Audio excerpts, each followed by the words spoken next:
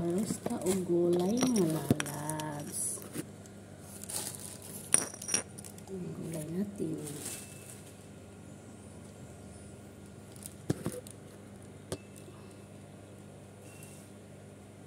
Chinese malunggay.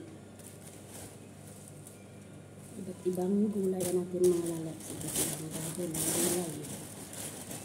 Meron din tayong ganitong dahon ng gulay. Hindi ko alam kung anong pangalan nito.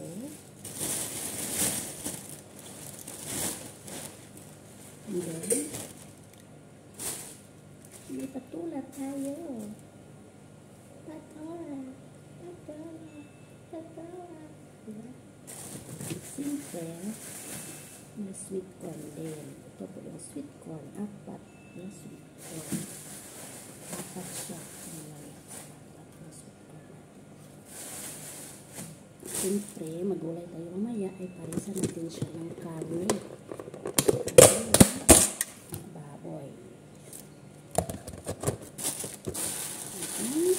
Chicken. Pero, ang gagawin natin ngayon ay focus tayo sa pagharos ng gulay. Haros na tayo.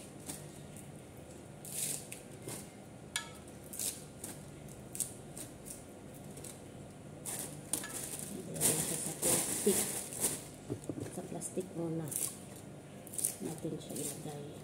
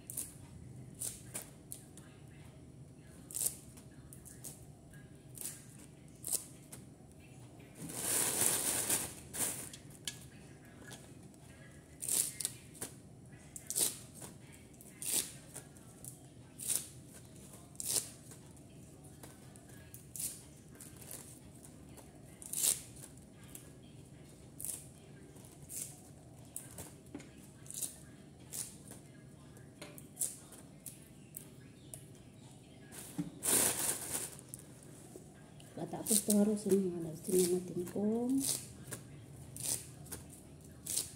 ilang karami yung ano natin, igulayin natin at ang iba ay ilagay natin sa refrigerator para hindi siya masira, para naman sa susunod na araw. Budget tayo mga lalabs kasi sobrang mahal ng gulay ngayon. Kahit gulay ito, kapag bumili ka sa palengke, sobrang mahal ng gulay ngayon. Kaya tipid-tipid tayo. Hindi muna natin yan siya ubusin lahat sa pagluto. Kasi may susunod pa na araw na kumakain tayo. Kaya hindi natin yan lahat ng pagluto mamaya. Mag-prepare lang tayo. Harosin natin ito para makita natin kung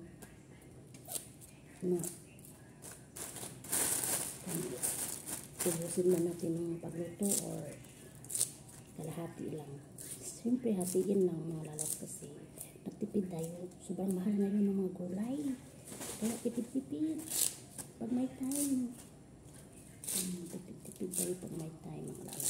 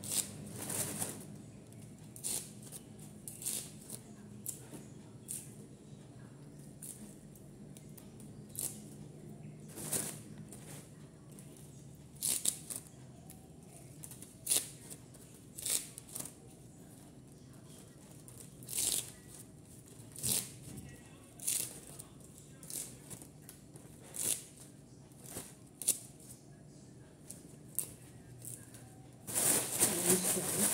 Ang choice malunggay ay isang lagay natin plastic. Hatiin natin yung mamaya para malinis at iba naman ng isang klaseng gulay naman ito naman natin. Yan. Ito sa plastic.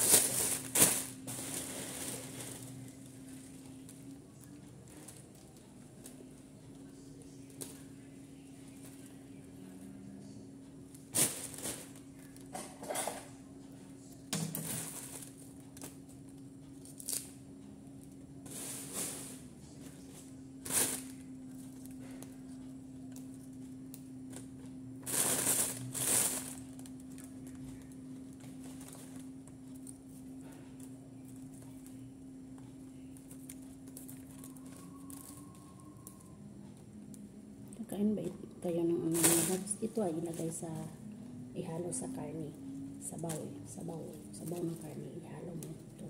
Sobrang sarap ito, matamis-tamis na gulay. Hindi ko ito nakita sa Pilipinas mga lalaki, itong gulay na ito. Ibang klase ng gulay. Then may pagka siya, purple. See, look at that purple. May pagka-purple na siya. Ibang klase. Klase siya talaga.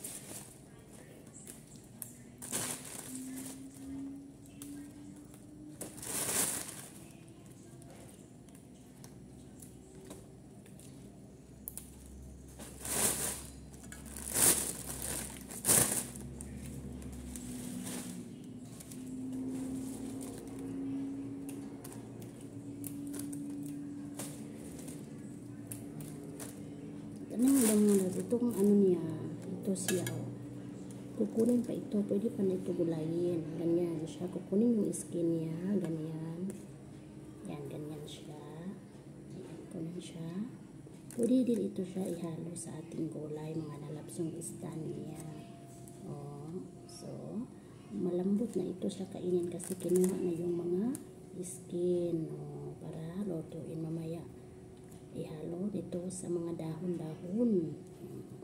Hindi na ito siya matigas lutuin at kainin kasi kinuha na yung mga skin niya. Ganyan. Kinuha na yung mga skin. Ganyan lang siya mga lalabs. Ganyan siya. Para tipid-tipid kasi sobrang mahal ng gulay. Tipid-tipid tayo.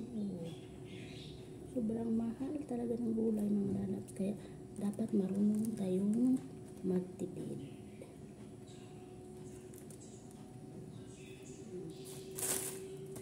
Kasi grabe kamahal ang mga gulay ngayon.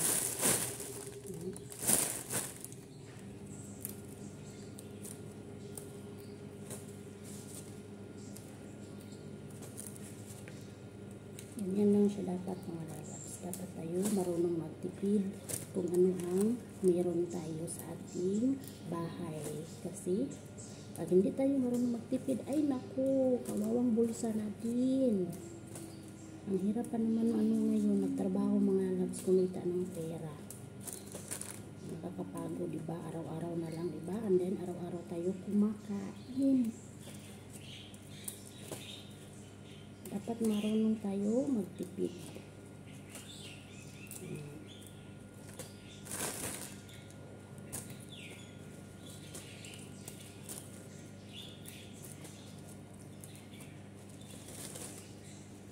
Yung mga dahon mo na yung kukunin ko mga lalabs kasi yung mga ista, mamaya ko yan siya ililinisin. Kukunin yung mga balat niya para maluto din natin yan. Masama natin yan sa pagluto.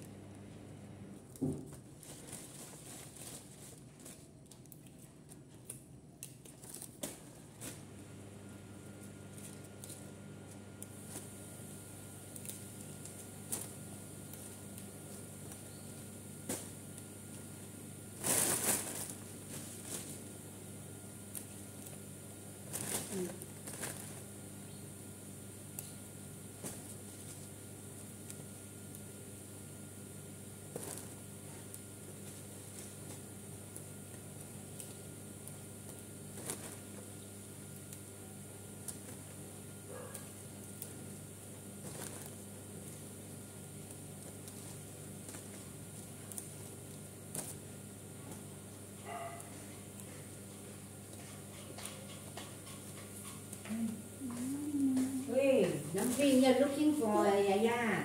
Hi, dumpling. The sweet corn you do already. Not yet. No need to do one. Skin only. No, you don't need all. You leave two or three layers. 2-3 layer skin ha. Skin. Just like that.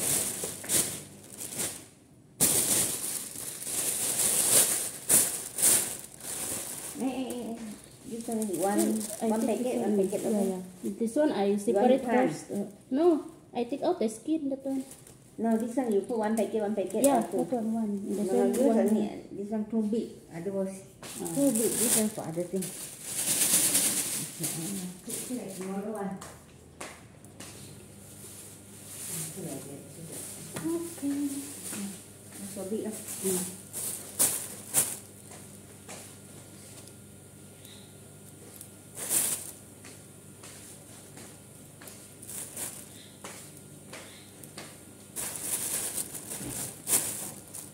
This one, the children don't eat that. You want to eat or not? Who put here? I think, mom. Who's that? No place to put there. Oh, what place to put? I thought.